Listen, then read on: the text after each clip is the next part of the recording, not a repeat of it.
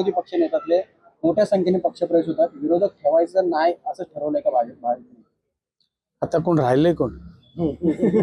सर्वप्रथम मी माझे सहकारी गेली अनेक वर्ष सातत्याने शेतकरी कामगार पक्ष ज्यांनी प्रामाणिकपणे काम केलं ते संजयजी सरगर यांचं भारतीय जनता पार्टीमध्ये आत्ताच अध्यक्षांनी स्वागत केलंच. मी सुद्धा पुन्हा एकदा त्यांचं मनापासून स्वागत करतो. आणि नुसतं संजयजींचं स्वागत नाही तर त्यांच्यासोबत आलेली पूर्ण फौज, कारण त्यांनी कळंबोली शहराध्यक्ष जरी असले परंतु नेहमी जमिनीवर पाय ठेवणारा कार्यकर्ता म्हणून त्यांची ओळख होती, मेहनत करणारा कार्यकर्ता म्हणून त्यांची ओळख होती. आणि त्याचंच द्योतक आज काही कोणी पैसे देऊन आणले नाहीयेत, कोणालाही जोर जबरदस्ती नाहीये. हे स्वतःहून त्यांनी सांगितलं की मी सांगितलं उद्या घेऊ माननीय आमदार प्रशांतजी ठाकूर साहेब यांच्या हस्ते, त्यांची इच्छा होती. मग आम्ही कोळी साहेबांना विनंती केली, परंतु ते आज सगळे मंत्री महोदय पनवेल शहरामध्ये आहेत.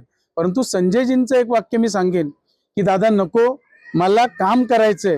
हा एक दिवस सुद्धा हे चारही उमेदवार आणि दुसरे 8 उमेदवार म्हणजे 7, 8, 9, 10 टोटल 16 उमेदवारांसाठी काम करायचंय.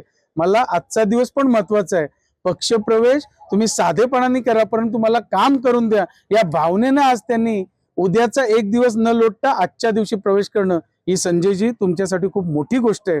आणि खरोखर अशा या कार्यकर्त्याला जिथे मानाचं स्थान नाही मिळालं त्याने ते मान बघितलं नाही, परंतु या तरुणाईचा कुठेतरी आता हे तरुण नगरसेवक जे आज उमेदवार म्हणून सगळे उभे आहेत या सगळ्यांना फायदा होण्यासाठी या तरुण फौजेने आज भारतीय जनता पार्टीत येण्याचं त्यांनी ठरवलं आणि त्यांचं मनापासून मी कौतुक करतो. संजयजी, कुठेही तुम्हाला एकच सांगेन आणि तुमच्या पूर्ण टीमला सांगेन की कुठेही भारतीय जनता पार्टीमध्ये अपमानास्पद वागणूक मिळेल किंवा काही अपमानास्पद होईल याच्यासाठी बिलकुल मी तुम्हाला आजच खात्री देऊ इच्छितो. कारण आम्ही सुद्धा 7-8 महिने झाले आलोय, कुठेही मला वाटत नाही की आमच्या कोणालाही कार्यकर्त्याला अपमानास्पद वागणूक मिळाले त्या पद्धतीनेच तुम्हाला वागणूक मिळेल. आणि एक सांगेन की माननीय आमदार प्रशांतजी ठाकूर साहेब यांनी जे माझ्यासोबत किंवा सन्माननीय जयंत म्हात्रे साहेबांसोबत जे सगळे आमच्यासोबत नगरसेवक आले या सगळ्यांना मानाचं स्थान दिलं आणि त्यांना निवडणुकीत भारतीय जनता पार्टीमध्ये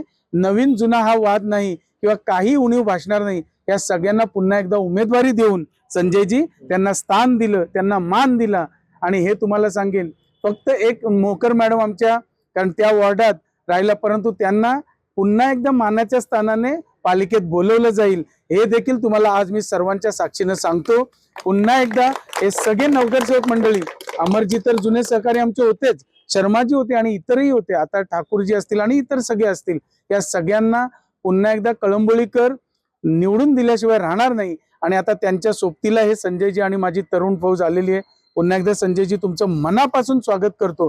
पुढचे 6 दिवस तुम्ही काम तर करणार नो डाऊट, त्याच्यात काही तीळ मात्र शंका नाही, परंतु आता जी आम्ही अपेक्षा करत होतो की सर्वाधिक मताधिक्याने जो वॉर्ड निवडून येईल त्याच्यात संजयजी या वॉर्डचा नंबर असला पाहिजे आणि त्या पद्धतीनं तुम्ही कामाला लागाल याच्यात देखील माझ्या मनात तीळ मात्र शंका नाही.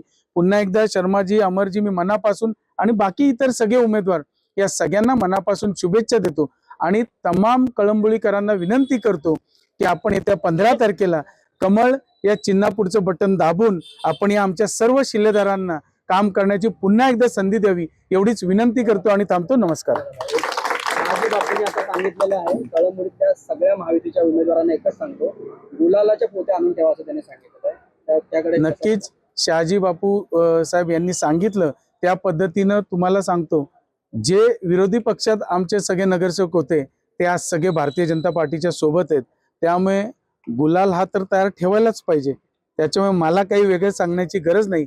आणि भारतीय जनता पार्टी आणि महायुतीचे मग शिवसेना शिंदे साहेबांचा गट असेल आणि राष्ट्रवादी अजितदादांचा गट असेल आणि RPIचा गट असेल, या सगळ्या जणांनी एक जुटीने काम करताना आपण सगळे बघताय.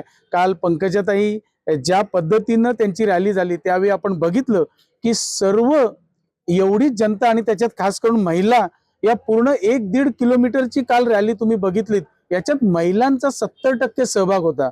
त्यामुळे मला वाटतं आता कळंबोलीकरांनी ठरवलेलं आहे आणि जिथे महिला ठरवतील तिथे कधीही अपयश येत नाही हे देखील तुमच्या साक्षीने सांगेन.